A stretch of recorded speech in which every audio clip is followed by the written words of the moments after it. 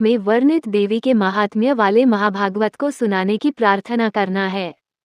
सूत जी बोले, बहुत से पौराणिक आख्यानों का श्रवण कर लेने के बाद मुनिश्रेष्ठ ने भूमि पर दंड की भांति गिरकर व्यास जी को प्रणाम करके उनसे आदरपूर्वक पूछा। बोले, समस्त वेदवेताओं में श्रेष्ठ मुनिवर, आपको नमस्कार है। महमते, इस लोक में आपसे बढ़कर वक्ता और कोई नहीं है। मुने, आपके मुखारविंद से पुण्यमयी कथा सुनकर मैं कृतार्थ हो गया हूँ, कृतार्थ हो गया हूँ, कृतार्थ हो गया हूँ। इसमें कोई संदेह नहीं है। अब एक दूसरी बात जो मेरे मन में चिरकाल से स्थित है, उसके विषय में सुनना चाहता हूँ। जगत के आदि में उत्पन्न, भक्तों के दुर्गम कष्टों को दूर करने वाली, तीनों लोकों की माता, नित्य स्वरूपा, सच्चिदानंद स्वरूपिणी जो भगवती दुर्गा हैं, ब्रह्मा आदि देवताओं के लिए भी दुर्लभ, जिनके दोनों चरणाविंदों को अपने हृदय कमल पर धारण करते हुए विश्वेश्वर शिव शवरूप से स्थित हैं, उनके अनुपम महात्म्य का आपने जो संक्षेप में वर्णन किया है, उससे मेरी तृप्ति नहीं हुई है। अतः महाभाग, अब आप उसका विस्तार से वर्णन करने की कृपा कीजिए। मुनिश्रेष्ठ, आपको नमस्कार है। यह मनुष्य शरीर अत्यंत दुर्लभ है। अनेक सैकड़ों जन्मों के बाद इसे प्राप्त कर जिसने उस भगवती महात्म्य का श्रवण नहीं किया, उसका जीवन नामक महामोक्ष पद प्रदान करते हैं। ब्रह्मर्षि मोक्ष तथा निर्वाण पद प्रदान करने वाली वे भगवती सभी मंत्रों की एकमात्र बीज स्वरूपिणी है। महमते, सभी वेद मोक्ष प्रदान करने वाली उन भगवती को वहाँ के समस्त मंत्रों की अधिष्ठात्री देवता कहते हैं। शशक, खरगोश, मशक, मच्छर आदि तथा और भी जो अन्य प्राणी इस पृथ्वी पर हैं, उन्हें मोक्ष देने के लिए भगवान शिव वाराणसीपुरी में दुर्गा ये तारक मंत्र कान में स्वयं प्रदान करते हैं। मुनिश्रेष्ठ, एकाग्रचित होकर आप उसे सुनिए। मैं शिव नारद संवादरूप महान पापों का नाश करने वाले अतुलनीय दुर्गा महात्म्य का विशेष विस्तार के साथ वर्णन करूंगा। एक समय की बात है, सभी देवतागण मंदर पर्वत पर एकत्र हुए थे। वहां पर गंधर्वों सहित सभी ऋषिगण भी आए हुए थे।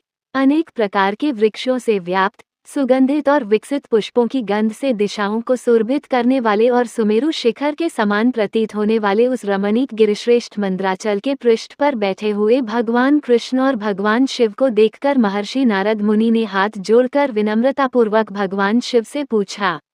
नारद जी बोले, भक्तों पर कृपा करने वाले तथा तीनों लोकों में वंदनीय देवेश, ज्ञानियों में श्रेष्ठ और विशुद्ध आत्मा वाले आप ही ब्रह्म नाम से जाने जाते हैं। परमेश्वर, केवल आप ही वास्तविक तत्व को जानते हैं।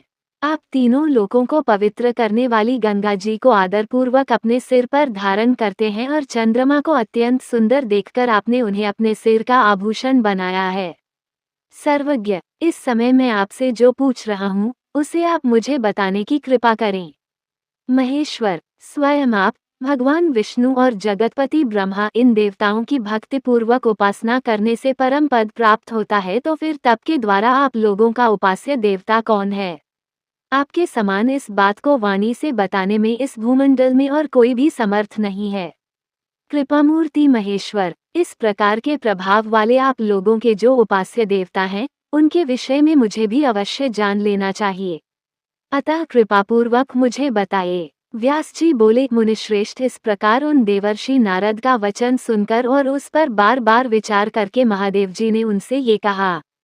श्री महादेव जी बोले, तात, आपने जो बात पूछी है वह तो परम गोपनीय है। वत्स, बात भला आपको बताने योग्य क्यों नहीं है? मुनिश्रेष्ठ, मैं आपको बताऊंगा। व्यास जी बोले, देवाधिदेव शिव के कहने पर देवर्षि नारद जी दोनों हाथ जोड़कर खड़े हो गए और सर्वव्यापी जगन्नाथ नारायण से कहने लगे, भक्तों पर कृपा करने वाले देवाधिदेव भगवान महेश्वर अपने उपास्य इष्टदेव के विषय में बताने में कृपणता कर रहे हैं, अतः शरणागतों पर कृपा करने वाले देवेश, आप उनसे कहने की कृपा करें।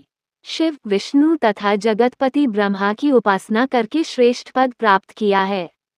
देवेश, यदि मेरे ऊपर आपका अनुग्रह हो तो आप लोग जिस पूर्ण तथा अविनाशी देवता की आराधना करते हैं, उसके विषय में मुझे बताइए।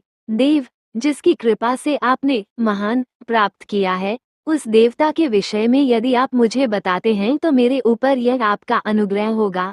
व्यास जी बोले, योगीश्वर मुनि व नारद जी द्वारा इस प्रकार प्रार्थना करने पर निर्मलपति भगवान शंकर पहले तो सतत समाधिस्थ हो गए, पुनः भगवती श्री दुर्गा के चरण कमल का अपने हृदय में ध्यान करते हुए और उन्हें ही एकमात्र पूर्ण ब्रह्म जानकर उन्होंने आदर पूर्वक कहना प्रारंभ किया।